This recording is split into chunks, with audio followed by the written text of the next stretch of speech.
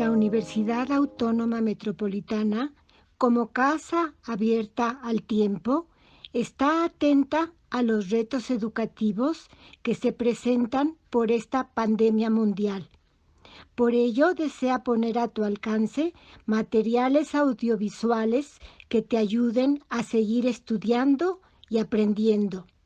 Aquí te ofrecemos el curso Filosofía de Kant, que se imparte en nuestra licenciatura en Filosofía de la UAM Unidad Iztapalapa.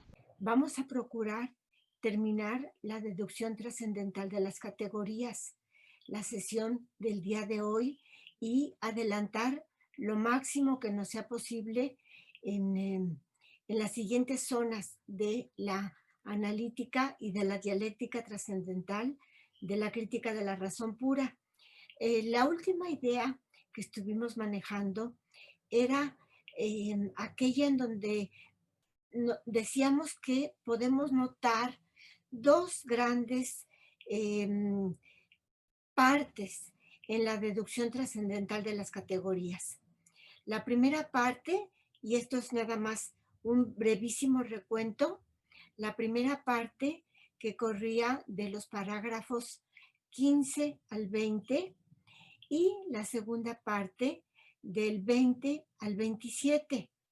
En esta primera parte, Kant se ocupaba en mostrar que las categorías no están en el objeto, sino que necesitamos buscarlas en el sujeto, tal y como había sucedido con espacio o espacialidad y con tiempo o temporalidad.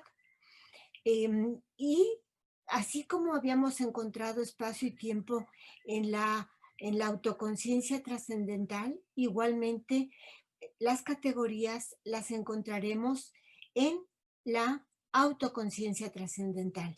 ¿Por qué? Porque la autoconciencia trascendental, es el origen de toda unidad.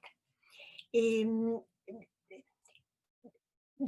al decir unidad, quiero decir capacidad de generalizar, capacidad de crear generalizaciones cada vez más amplias y completas y abarcadoras. Entonces, la segunda parte va a mostrar que la aplicación de las categorías se limita a los objetos de posible experiencia. Las categorías no van a ser aplicables a objetos de los cuales no habremos de tener experiencia en ningún momento. Dígase, por ejemplo, el alma, dígase, por ejemplo, el mundo, el cosmos en su totalidad, dígase, por ejemplo, Dios o los espíritus, las almas, etcétera. No, las categorías habrán de ser aplicadas siempre, única y exclusivamente, a objetos de posible experiencia. Y esto nos llevaba a decir algo como en forma de resumen. El conocimiento a priori está al servicio del conocimiento a posteriori. El conocimiento a priori está para forjar la experiencia, está para crear la experiencia, para crear la totalidad unitaria de lo objetivo. Entonces, podríamos decir pues que esta primera parte, en esta primera parte, Kant va a desarrollar la autoconciencia trascendental como el origen de toda síntesis, de donde procede toda síntesis. Y yo había usado con ustedes, y en esto ya empieza el material nuevo, yo había usado con ustedes un ejemplo un tanto llamativo, un tanto curioso, porque decía yo que todo conocimiento consiste en conectar en una multiplicidad, en hacer de lo múltiple una unidad. a punto tal que yo les decía que conocer es, en la filosofía kantiana, sinónimo de generalizar. Conocer es generalizar. Y yo había usado un ejemplo curioso, pero quizá muy significativo. Yo había usado el ejemplo en donde a una muy importante antropóloga norteamericana, Margaret Mead, en alguna ocasión le preguntaron que en qué momento consideraba ella que había dado inicio la civilización. Y, por supuesto, todo mundo esperaba una respuesta, por ejemplo, cuando se logró la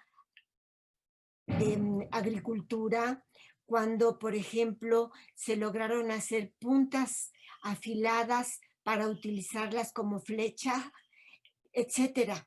Em, Muchos ejemplos, podríamos decir, empíricos, muchos casos empíricos, pero Mead no contestó así, con ningún elemento, podríamos decir, tan fáctico como estos que acabo de señalar.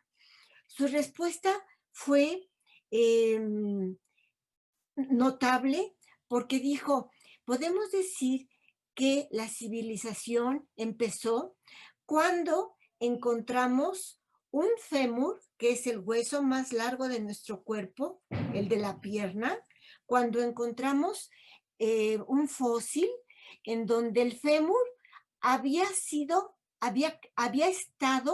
fracturado y se había recuperado, se había sanado, se había soldado, pero claro, quedó la huella de la fractura, quedó la cicatriz de la fractura. ¿Qué quiere decir este hecho? Quiere decir que a ese individuo que se cayó de un árbol, que le pegó una roca, que no sabemos qué le pasó, pero que se le fracturó el fémur, hubo alguien que le ayudó, que lo recogió, que lo puso a buen resguardo en un lugar seguro, en donde no estuviera al alcance de los depredadores.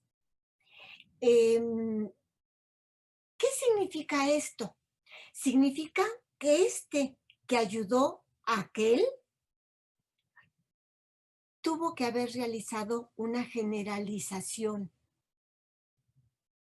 dentro de su mente.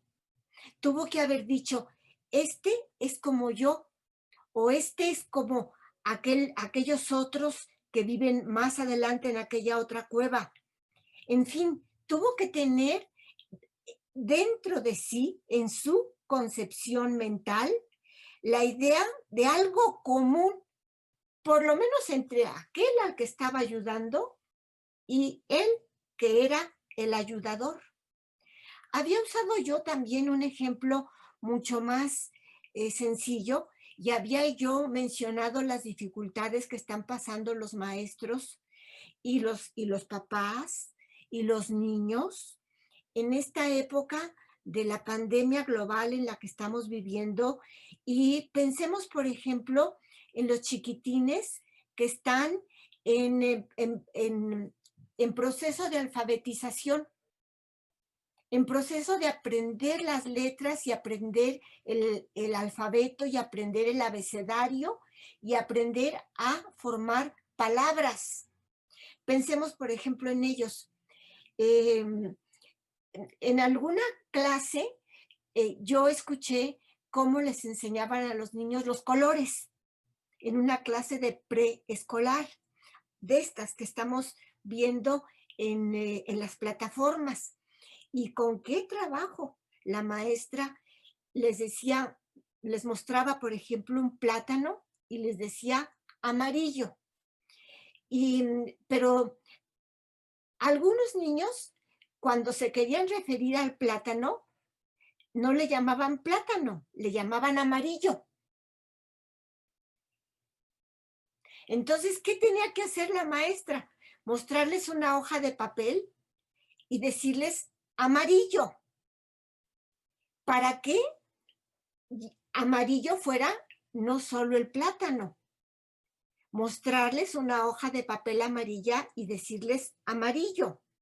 Y así, en subsiguientes cosas amarillas, una pelota amarilla y otra vez amarillo, hasta que lograban generalizar y ver que amarillo no es el plátano, amarillo no es la hoja, amarillo no es la pelota, amarillo no es la botella, sino que todos ellos son amarillo y formar algo general, un concepto. Conocer es generalizar. Y para generalizar necesitamos tener una fuente de unidad. Necesitamos que nuestro psiquismo, que nuestra mente, que nuestra potencia cognitiva sea una fuente de unidad. Si no, no logramos generalizar. Conocer es generalizar y que para generalizar necesitamos una fuente de unidad y que esta no puede estar en el objeto, sino que ha de estar en el sujeto. Estos jóvenes representan una revolución en entender, en la manera de entender qué es conocer. Representa un nuevo paradigma en la manera de entender qué significa conocer. Por eso es que me empeño tanto en dar ejemplos, en solicitarles a ustedes algún ejemplo adicional a los dos que yo he dado, estos de los chiquitines que están en proceso de alfabetización, este otro de Margaret Mead, y me gustaría escuchar que a ustedes les funcionara su imaginación, su capacidad de unidad, sin la cual no podemos alcanzar conexiones y formar de una multiplicidad unidad. Podríamos decir, sin unidad no es posible el conocimiento, porque conocer es generalizar.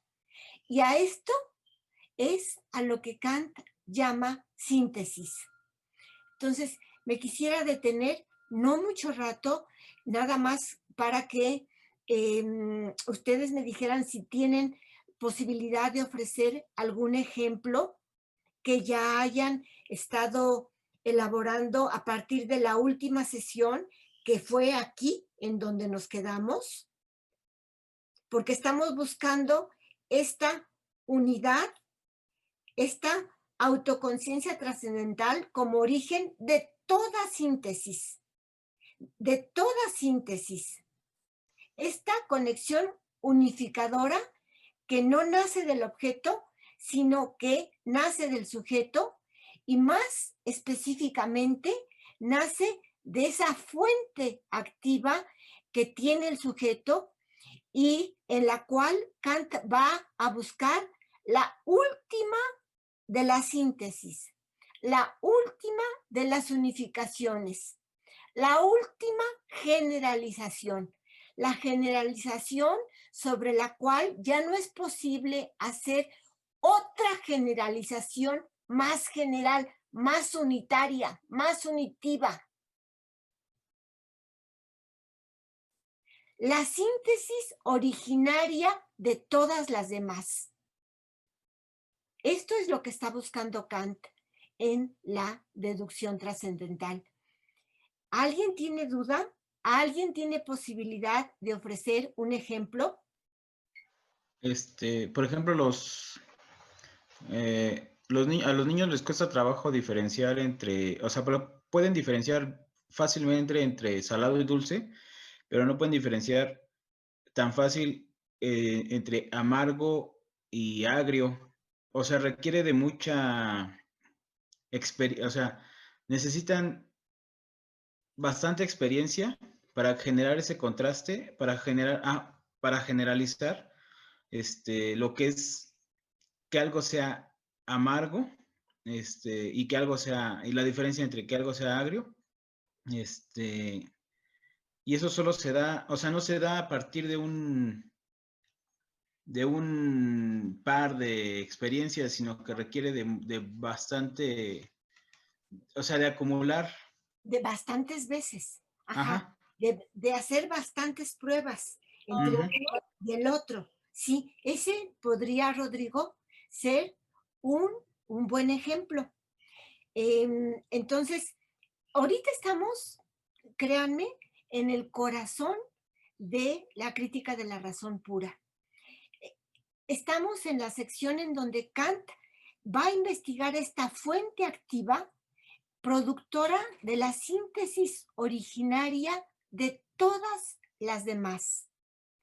Va a ser, podríamos decir, la, la función unitiva que nos permite alcanzar una, em, una sistematicidad única y completa, única y total. La síntesis unitiva que nos permite lograr la máxima sistematicidad, una sola y única sistematicidad. Ese es el objetivo tras el que anda Kant en la deducción trascendental. Entonces, vamos a empezar con los grados de unidad, con los grados de enlace que Kant describe en la deducción trascendental. Primeramente, nos dice que hay un grado inicial de unidad. El primer grado de unidad es aquel en el que el material intuitivo, es decir, la pluralidad de las intuiciones sensibles, se sujeta a las condiciones formales del espacio y el tiempo y da lugar de este modo a fenómenos, es decir, a representaciones sensibles. Y aquí tiene distintas unas de otras, por ejemplo, en este caso, lo amargo, que no es lo mismo que lo ácido, lo picoso, que no es lo mismo que lo dulce, lo caliente, que no es lo mismo que lo picoso, aunque a veces nos parezca cierta semejanza entre lo caliente y lo picoso. Aquí tenemos en este primer grado de enlace una síntesis empírica, nada más. Es decir, una síntesis de representaciones sensibles. Sin embargo, esta síntesis de representaciones sensibles o esta síntesis empírica no es, dice Kant, suficiente para que tengamos conocimiento en el sentido estricto del término, en el sentido de verdaderas generalizaciones. Él piensa que a toda esta variedad de fenómenos, de representaciones sensibles, a toda esta variedad de los fenómenos, se aplica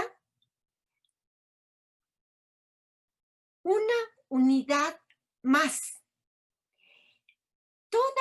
Todas estas representaciones empíricas se sujetan a la unidad de los juicios. Y de esta manera, al enjuiciar nuestras representaciones sensibles, generamos representaciones intelectuales.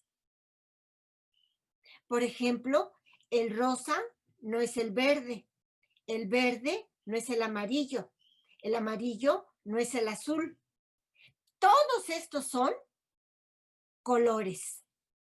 Entonces aquí tenemos una representación de índole categorial, de índole intelectual, la noción de color, que es distinta a la representación sensible del rosa, del verde, del amarillo, del morado. Formamos un concepto. Sin embargo, piensa Kant que estas representaciones sensibles, que no eran todo el conocimiento, toda la unidad de la que es capaz el sujeto humano, estas síntesis categoriales o representaciones intelectuales tampoco son toda la unidad de la que es capaz el sujeto humano. Él cree que las categorías no vienen de la experiencia, ya lo dijimos hace rato, así como cuando vimos que espacio y tiempo tampoco procedían de los objetos. Entonces, si las categorías no vienen de la experiencia, sino que proceden de esos conceptos o formas de los juicios que estudiamos en la deducción metafísica, si las categorías no vienen de la experiencia, mucho menos va a venir de la experiencia lo que es el origen de las categorías, lo que es la fuente de las categorías, aquella potencia cognitiva de donde emanan las categorías, aquella facultad de donde pueden surgir las categorías. Si las categorías no vienen de la experiencia, mucho menos va a venir de la experiencia aquello que da origen a las categorías. Para Kant, lo que da origen a las categorías es la unidad de la autoconciencia. La unidad de la autoconciencia.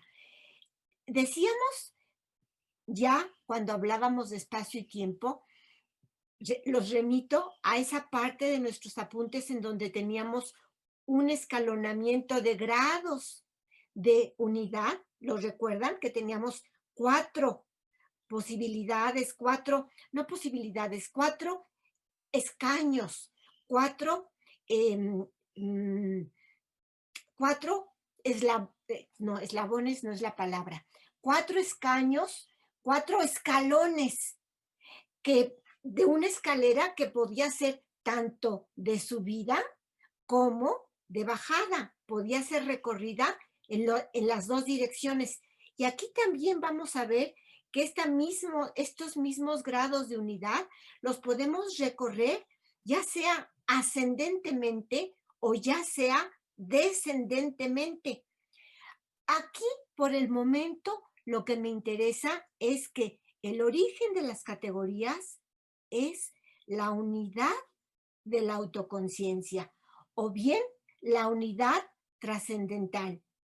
Es decir, el yo pienso. Yo pienso.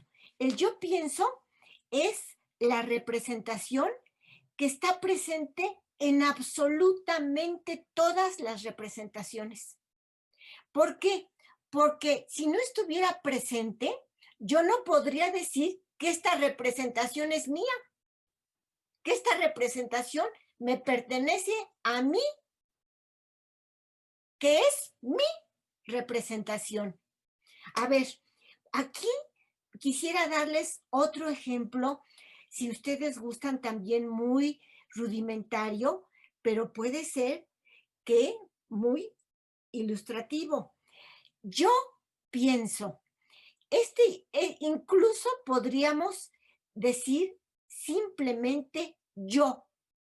¿Por qué? Porque este pienso agrega un contenido ya, un contenido que se adiciona a este yo que está presente en todos los contenidos de conciencia. Me quiero referir a este yo que tiene distintos contenidos de conciencia. Y voy a poner el ejemplo. Voy a poner el ejemplo primeramente, el de nuestra vida cotidiana. Cuando los niños, aproximadamente hacia los 3 años, dicen yo. Saben que ellos son ellos. Voy a ilustrarlo todavía más.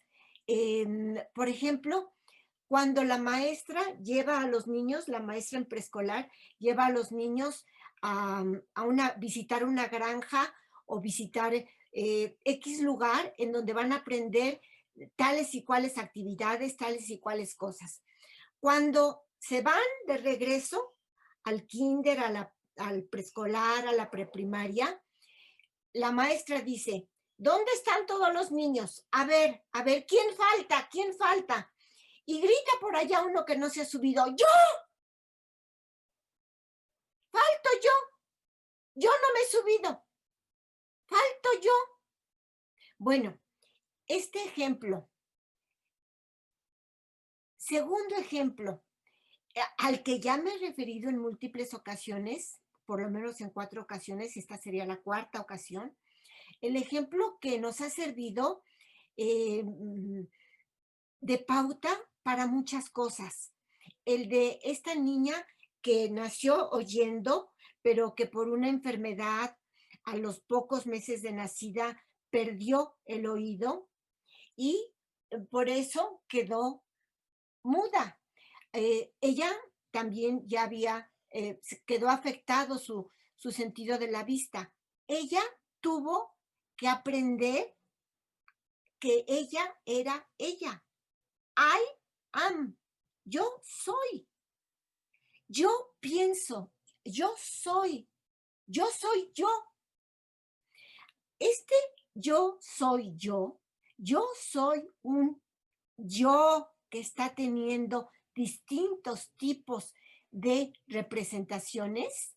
Este yo pienso es la unidad sintética y originaria de la percepción. Sintética porque ya hemos visto que para Kant se llama síntesis hacer generalidades.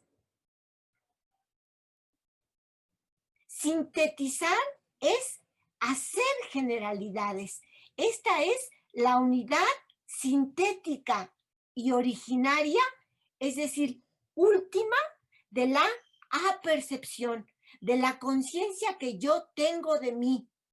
Estoy citando el parágrafo 16 de estos parágrafos que teníamos aquí, primera parte y segunda parte de la deducción trascendental. Estoy en el mero comienzo, en el parágrafo 16. Entonces, yo pienso no es algo conocido. Es algo solamente pensado. Esto es una cosa muy interesante. ¿Por qué? Porque esto tiene una semejanza a aquello que habíamos dicho, citando a Aristóteles, que el tacto no puede tocar su tocar. Que habíamos dicho también, el oído no puede oír su oír. La vista no puede ver su mirar. Creo que con el de la vista todavía es más fácil ubicarlo. La vista no puede ver el mirar. El olfato no puede olfatear el olfatear. Bueno, aquí vamos a decir algo que va en paralelo, que corre en paralelo. Yo pienso no es algo conocido. ¿Por qué? Porque para que haya conocimiento necesitamos de un dato sensible y de esto, del yo pienso. Si no, no hay síntesis. Y precisamente porque no lo podemos conocer, es algo que únicamente puede ser pensado. Algo que no es objeto de conocimiento, que no es algo más empírico, sino que al contrario es lo que me permite darle orden a lo empírico. Por ejemplo, si yo dijera, bueno, si yo me veo ante el espejo, yo diría que, que yo me veo a mí, sí, pero yo veo mi yo empírico, mi yo físico, no veo mi yo pensante, no veo ese yo que está presente en todas y cada una de las representaciones, unificándolas, logrando juntar esta con aquella otra y esta con una más. Y entre estas tres formar una unidad superior. No veo ese yo. Ese yo no es algo conocido, es algo solamente pensado. Bueno, entonces, hasta el momento voy bien. ¿Todo el mundo me va siguiendo? Contéstenme, por favor. Sí, sí, sí. ¿Sí? ¿Vamos muy Sí, bien? profesora. Bueno, muy bien. Entonces, vamos a decir, porque miren, estamos en un grado de abstracción importante, ¿eh? La filosofía es la más abstracta de las actividades a las que puede llegar la mente humana. Todavía más abstracta que la matemática. Y yo en este punto estoy tocando algo que para asirlo, para apresarlo, necesitamos un grado de abstracción que es el máximo grado de abstracción alcanzable por el ser humano. Por eso creo yo que por mucha inteligencia artificial que logremos organizar, no vamos a lograr organizar esta unidad sintética originaria. Claro que vamos a lograr grupos de unidad, ¿cómo de que no? Claro de que vamos a lograr algoritmos portentosos en generalidad, pero a mí me queda la pregunta, ¿sí podremos tener una unidad trascendental que sea capaz de decir, yo pienso que estoy generalizando con este algoritmo de una manera superior a lo que unifiqué con el algoritmo anterior? Yo soy consciente de estar haciendo una unificación superior, adicional, mayor. Creo que eso no va a ocurrir. ¿Por qué? Porque se necesita, y ustedes aquí dirán, esta profesora todavía es muy de la horneada pasada, pero de todas maneras yo lo voy a decir. Tanto en los sentidos como tanto los sentidos no pueden hacer una reflexión total sobre ellos mismos, como el yo pienso no puede ser algo conocido, sino solamente pensado. ¿Por qué lo impide la materia?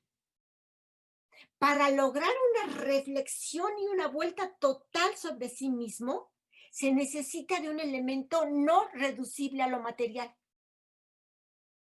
¿Qué estoy diciendo con esto? Lo que dijo Sócrates en el siglo V antes de Cristo, sí, que el ser humano no es solo material, que así como hay un yo nouménico, así como hay un yo fenoménico, así hay un yo nouménico. Así como hay un yo sensible, así hay un yo inteligible. Esto significará que estamos ante dos mundos distintos, con entidades diferentes. Esta será una pregunta muy interesante que se le planteará a Kant y que Kant tratará de resolver.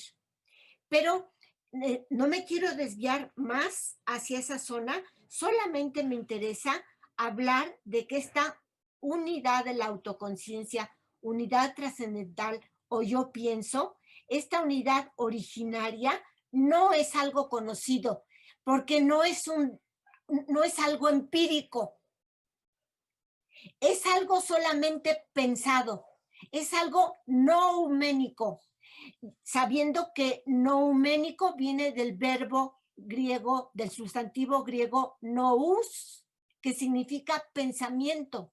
Este yo pienso es algo inteligible. Es decir, hay un yo sensible y no menos un yo inteligible. Yo pienso significa que mis representaciones son mías. ¿Por qué? Porque puedo ser consciente de ellas. Yo pienso debe poder acompañar toda representación, porque de lo contrario, yo no sería consciente de esa representación. Es decir, esa representación no sería nada para mí, sería nada para mí. No sabría yo que tengo esa representación. La representación aquí no nos ayuda el español porque hay una doble negación, no sería nada, pues entonces parece que estamos diciendo sería algo, ¿verdad? Pero bueno, esta es nuestra manera de hablar en castellano. No sería nada para mí, significa una simple negación. Sería nada para mí. Aunque nuestra manera cotidiana de hablar es con esta doble negación. No sería nada para mí. ¿Hay dudas o preguntas? Sobre todo en esta última idea que está aquí en color rojo. El sujeto es fuente de unidad. Es lo que está diciendo Kant. El sujeto es la fuente de todas las unificaciones. Yo pienso es unidad objetiva. ¿Por qué objetiva? Porque sin ella, sin este yo pienso, los objetos no serían posibles como objetos de conocimiento, como algo para mí. Es una unidad objetiva porque hace posibles a los objetos de conocimiento. ¿Hay dudas o preguntas? Por el momento no. Muy bien. Entonces, miren todas las características que estoy diciendo de este yo pienso. Y aquí hay 5 características y voy todavía a señalar más características, porque, como les digo, estoy en el corazón de la deducción trascendental. Este yo pienso no es una sustancia. No es una sustancia, precisamente porque siempre que yo hablo de sustancia es porque he aplicado la categoría que me da lugar al sustantivo, que me da lugar a la conceptualización de sustancia.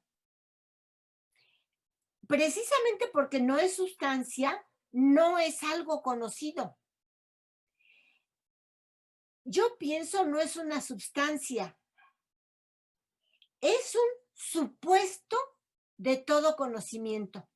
Es algo que necesito suponer para que haya conocimiento.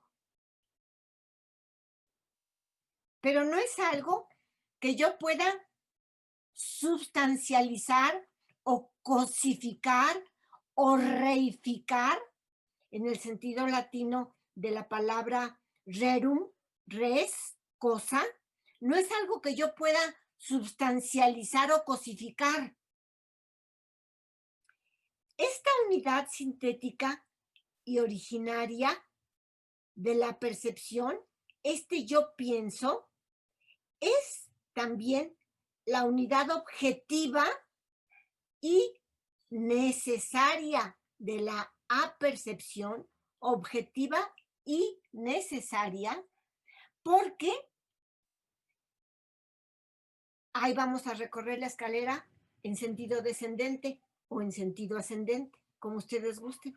Porque la intuición sensible necesita el pensamiento unificador para poder ser conocimiento. Las intuiciones sensibles están sometidas a las categorías, pues sin ellas no se pueden unificar en la conciencia. Y a su vez, la razón última de esta unificación en la conciencia reside en yo pienso, porque sin él no se unirían las categorías. Entonces, el sujeto es la fuente de unidad. Eso es lo que está diciendo Kant. El sujeto es una función activa en donde su actividad consiste en hacer generalizaciones cada vez más amplias y comprensivas hasta lograr una sola y única síntesis. Hasta lograr una sola y única síntesis. Vamos a suponer que yo tuviera aquí un pizarroncito. Pido por favor su imaginación. Pido por favor que imaginen que yo hago una línea así, que yo hago una línea así y que yo hago otra línea así. Y que yo dejo esto dibujado aquí. Y les pregunto, ¿qué es? Seguro ustedes me contestan, un triángulo. Un triángulo, aunque ustedes no vean que los lados se juntan, aunque esté este hasta aquí, este por acá y este por acá. Voy a decirlo de esta manera. Para Kant, el sujeto es una fuente activa de unidad. El sujeto es un agente activo que no puede, que no consiente que algo quede inconcluso. Que cuando ve algo inconcluso, procura terminarlo. El sujeto es una fuente de unidad porque busca generalizaciones cada vez más amplias y completas. Esta es su tendencia. Esto es lo que hace el sujeto. Por eso es que desde las primeras sesiones yo les decía a ustedes, el sujeto, mal le queda el nombre de sujeto. Más bien lo deberíamos de llamar agente, ¿verdad? Bueno, entonces, regresando a esta parte en donde decimos que es el supuesto de todo conocimiento, sin que sea él un conocimiento. Esto lo hemos tratado de aclarar. Sin el yo pienso no se unifican las categorías, pero aquí hay una aclaración que nos hace Kant. Aquí hay un pero. Pero, y ya saben lo que les he dicho de cómo funciona nuestra estructura cognitiva. La intención comunicativa del hablante o de quien escribe, siempre que usa un pero, la carga pesada de su intención comunicativa está después del pero. Recuerdan que esta es una idea que les he dicho ya en varias ocasiones. Bueno, hemos oído todo esto, que estamos hablando de un supuesto, que estamos hablando de que es fuente de unidad objetiva, y ahora Kant nos dice, pero las categorías son meramente formas del pensamiento que sin el material de la intuición sensible quedarían vacías. Entonces, las categorías prescriben no la ley empírica, sino el presupuesto a priori de las leyes empíricas.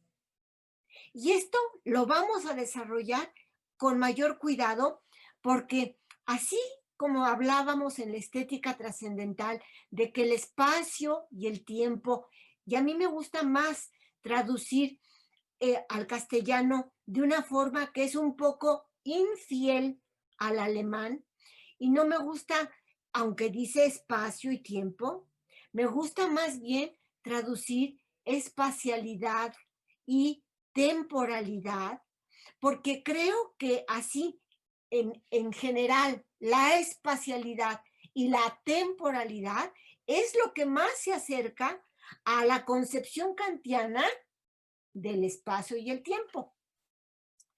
De igual manera, así como decíamos, una cosa es la espacialidad y la temporalidad y otra cosa son las determinaciones empíricas de la espacialidad y de la temporalidad en las que se manifiestan, la espacialidad y la temporalidad, y en las que la espacialidad y la temporalidad dan lugar a diferentes formas de geometría, a diferentes grados de adelanto o avance en la matemática.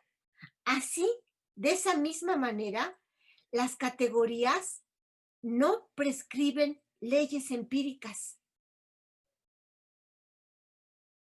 De eso se encarga la física. Las categorías no nos dicen fuerza es igual a masa por aceleración. Las categorías no nos dicen, las categorías no nos dicen a toda fuerza-acción le corresponde una reacción.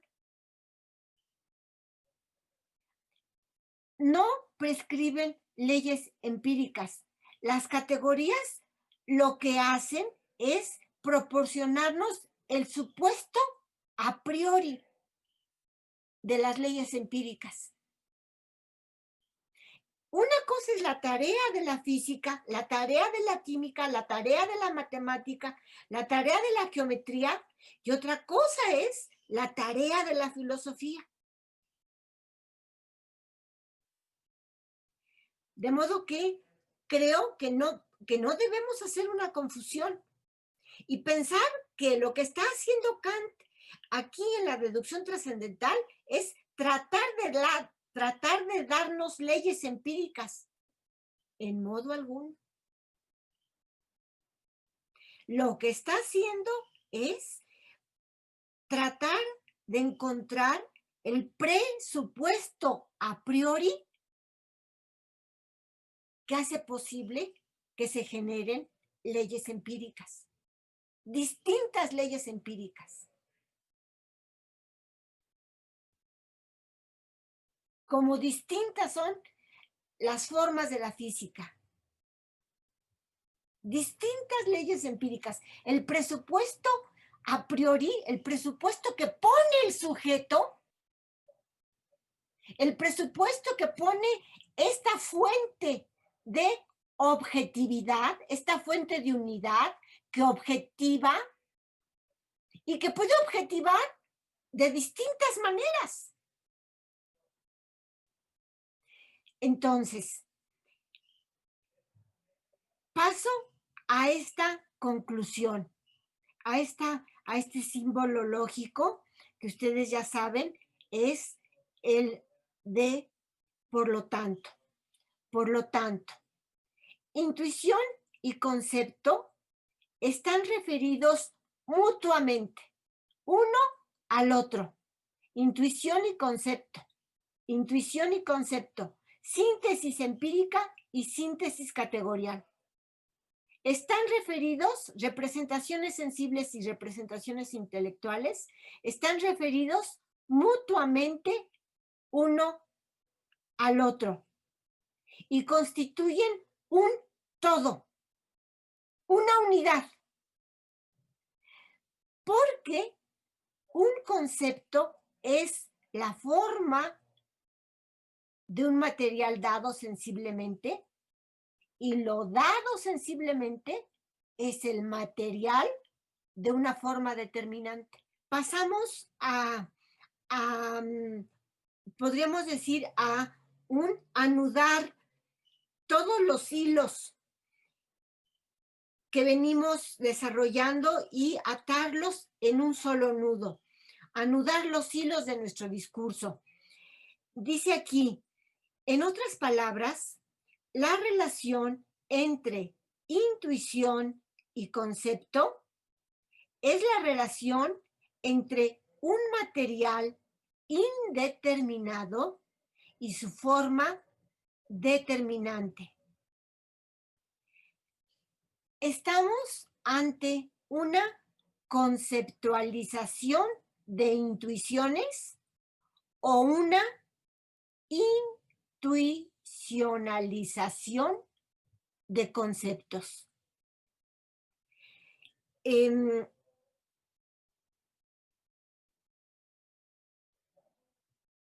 Sin esta mutua relación entre intuición y concepto, no hay para el ser humano posibilidad de generalizar.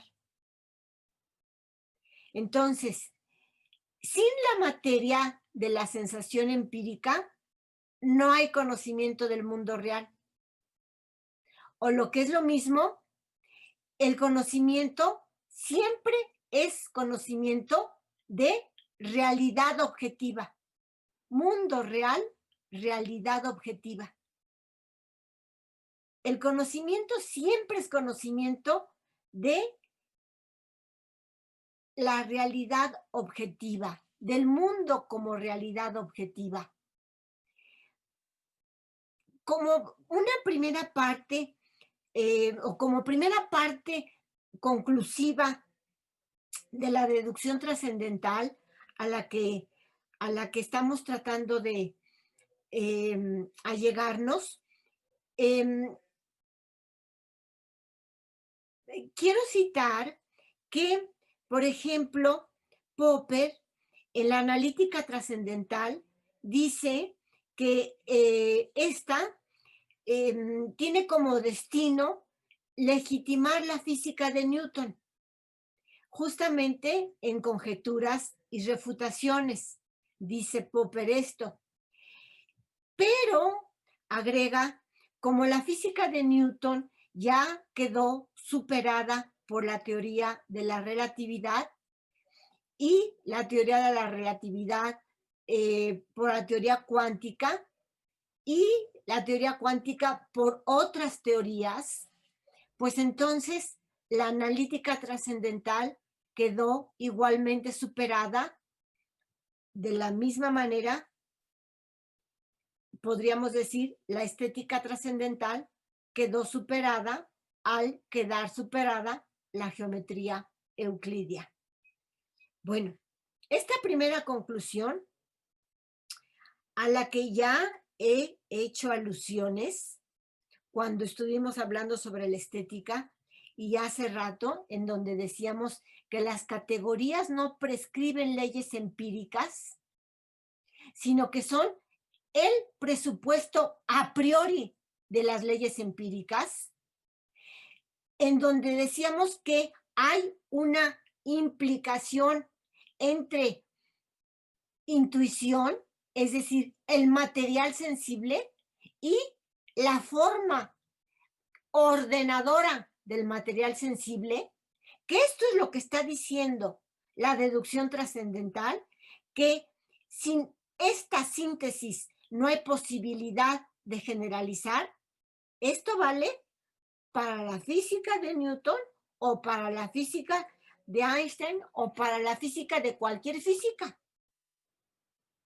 No está emitiendo una teoría física, está buscando las condiciones que pone el sujeto para hacer leyes físicas. Es, ¿Dudas o preguntas aquí? yo lo, yo lo pondría como que no se está dando pensando en un juego de ajedrez, no se están dando las estrategias de cómo ganar o cómo defenderse o cómo atacar, sino más bien se están estableciendo las condiciones de partida de un juego. O sea, Ajá, lo que hace posible que pueda jugarse y que pueda haber un jaque. Y bueno, yo lo resumiría como que las leyes empíricas podrían ser otras, o sea, no es ajá, que lo sean o no es que puedan cambiar, pero podrían ser otras, sí. pero no podría ser otra la unidad objetiva de la percepción. O sea, esa Esa no, no puede ser otra, pero las leyes empíricas sí, podrían ser otras. podrían ser otras. Y de hecho van a ser otras, porque la ciencia progresa, avanza. ¿Y qué hace en este avance? Asumir nuevos elementos, es decir, establecer generalizaciones más amplias, de las que esta generalización se convierte en una parte. Sigue siendo válida, pero ya no es tan general. Sigue siendo válida en ese determinado contexto, pero se ve unificada a otras generalizaciones. Sí, si te entiendo bien, Rodrigo, tú podrías decir como que aquí se están marcando las leyes con las que se juega el ajedrez, aunque las partidas pueda usarse una partida saliendo con el caballo o pueda usarse una partida saliendo con qué más te gustaría salir. Sí, sí, básicamente es lo que digo, que una cosa es como lo que lo que es, no, es que no es lo que es, sino lo que podemos hacer a partir de cierto punto, y otra cosa es lo que permite que podamos hacerlo. Lo que permite, sí, estaría totalmente de acuerdo contigo, sí, lo que permite que podamos hacerlo, sí. Bueno, entonces voy a procurar seguir adelantando un poquito más y todavía voy a dejar machaconamente este aspecto diciendo lo siguiente. Kant no usa ni a la geometría euclidia ni a la física de Newton como parte integrante de su filosofía. Apela a estas dos ciencias como ejemplos, pero lo que busca es fundamentar el conocimiento objetivo.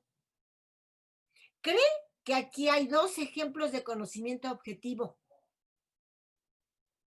y su pretensión es encontrar lo que hace posible ese conocimiento objetivo. Pero esto no significa que el que haga posible, que el que encuentre que el sujeto, la unidad de la autoconciencia, la unidad trascendental, el yo pienso, es la fuente última por la que se generaliza, por la que es posible hacer generalizaciones. Eso no significa que esté limitada ni a la física de Newton ni a la geometría euclidia. Son ejemplos. Pero bien podríamos con esta teoría trascendental de las categorías, usar otra física para igualmente poner a esa física como ejemplo de que hay una mutua referencia de un material dado sensiblemente y una forma determinante de ese material sensible. ¿Dudas o preguntas? No. Bueno, entonces voy a decir lo siguiente. Por ejemplo,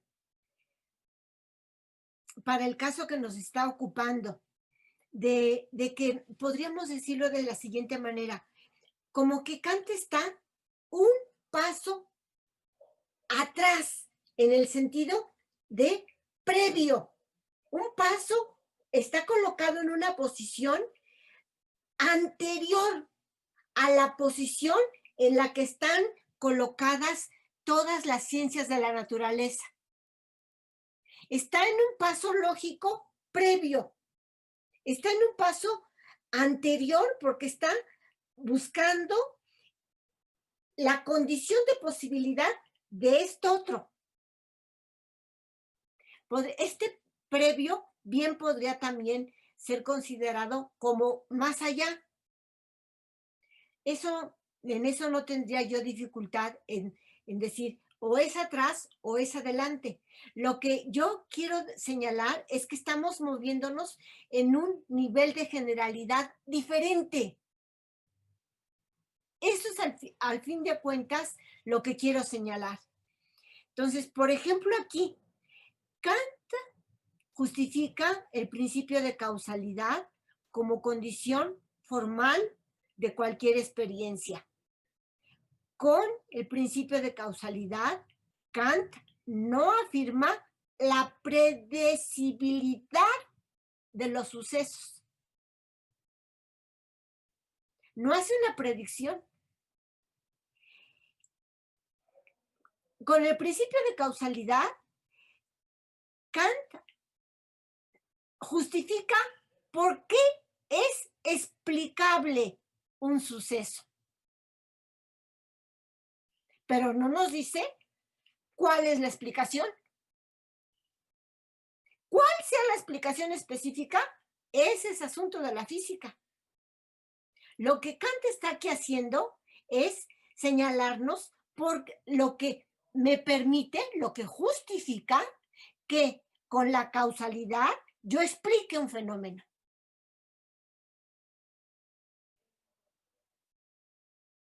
Si yo quiero explicar un fenómeno, tendré que remitirme al principio de causalidad. Aunque yo todavía no sepa determinar la causa específica de ese fenómeno. Tendré que usar la causalidad. ¿Cómo se va a curar el coronavirus? Qué bueno que lo supiéramos, ¿verdad? Lo que sí sabemos es que se va a necesitar causa-efecto. Se va a necesitar que la mente de los científicos funcione utilizando la relación causa-efecto, sustancia-accidente, etcétera, etcétera.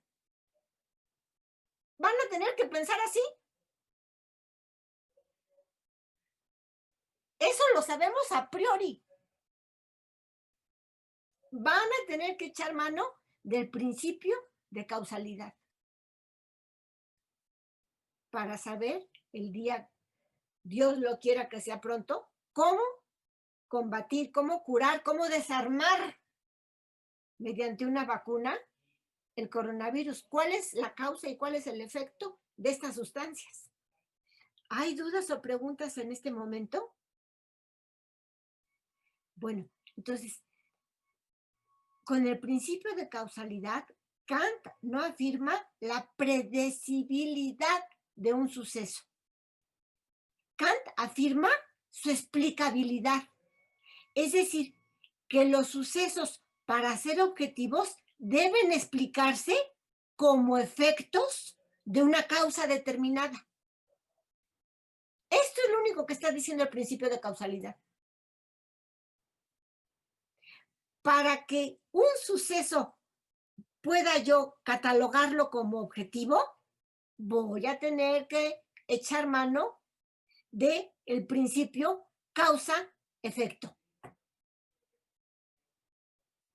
Entonces, el principio de causalidad de Kant no se pronuncia sobre los contenidos de las leyes de la física que expresan los nexos causa-efecto. No se refiere a ellos. El principio de causalidad es una forma, tal como habíamos dicho aquí, es una forma de un material dado sensiblemente. Es la forma con la que se organiza, con la que se estructura un material dado sensiblemente. ¿Hay dudas o preguntas, jóvenes? Entonces, aquí, creo que esta sesión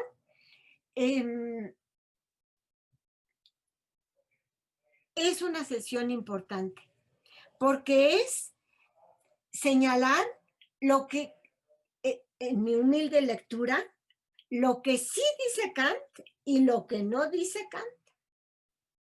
Lo que en ningún momento ha pretendido decir y lo que sí ha querido decir en mi manera de leer, en mi personal, pero además de personal, con evidencia empírica, porque no nada más es mi lectura caprichosa, sino una lectura que tiene evidencia textual, que yo puedo citar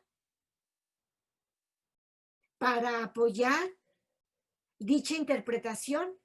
Entonces, en conclusión de todo lo dicho hasta el momento, el principio de causalidad de Kant y así, de la misma manera, las demás categorías no se pronuncian sobre los contenidos de las leyes de la física, sino que expresan los nexos, aquí el de causalidad, causa-efecto, sustancia, accidente, acción recíproca, afirmación, negación. Entonces, para la vez próxima yo quisiera hacer un mapeo de cómo pensamos afirmando o negando, o bien dejando como indeterminado. ¿Cómo pensamos universalizando, particularizando o singularizando? ¿Cómo pensamos en relación causa-efecto, sustancia, accidente, agente, paciente, o acción recíproca, reciprocicando, causalizando, substancializando, reciprocicando, aunque suene muy feo en español? Podemos pensar que de una manera que no sea ni afirmando, ni negando, ni indeterminando. Tal vez sí, pero hasta el momento no tenemos un paradigma filosófico que haya clasificado nuestras formas de pensar de otro modo que este. Y si tuviéramos un paradigma filosófico que clasificara nuestras formas de pensar, lo cierto es que el pensamiento se explicaría, se manifestaría mediante juicios.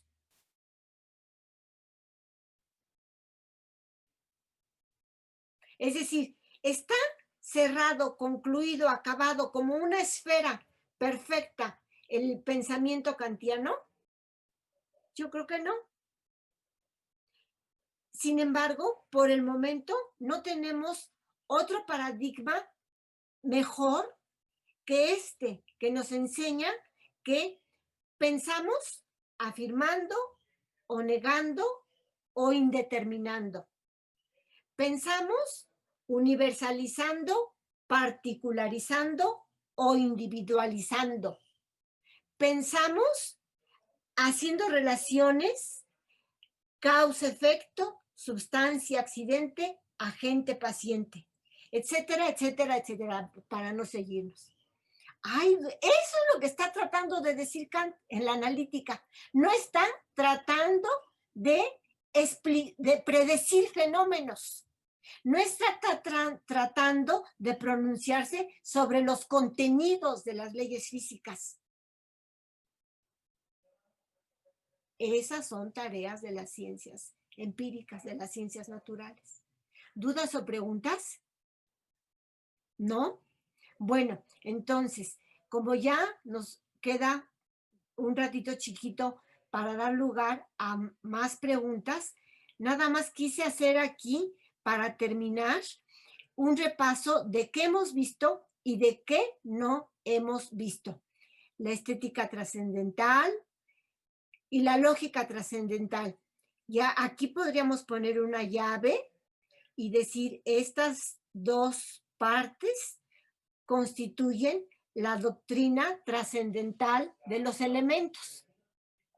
Y en paralelo a esta doctrina trascendental de los elementos que estaría colocada aquí, habría acá abajo una doctrina trascendental del método.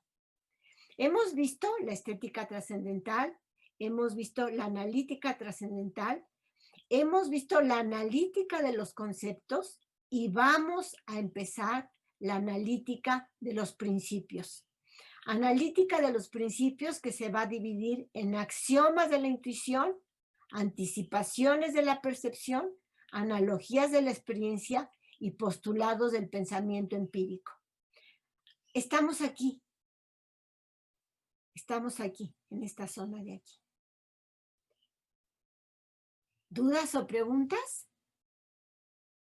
Quise concluir con este pequeño cuadrito para que veamos lo poquito que hemos visto, o lo mucho, no sé, a lo mejor alguien dirá, pues es muchísimo, ¿verdad?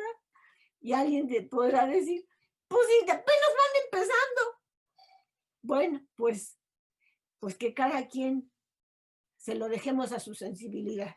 Bueno, pues entonces aquí los dejo y yo me retiro un momentito para venir a mi otra clase. Que les vaya muy bien. Hasta Nos luego. vemos, profesora. Hasta luego. Hasta luego, profesora. Hasta luego.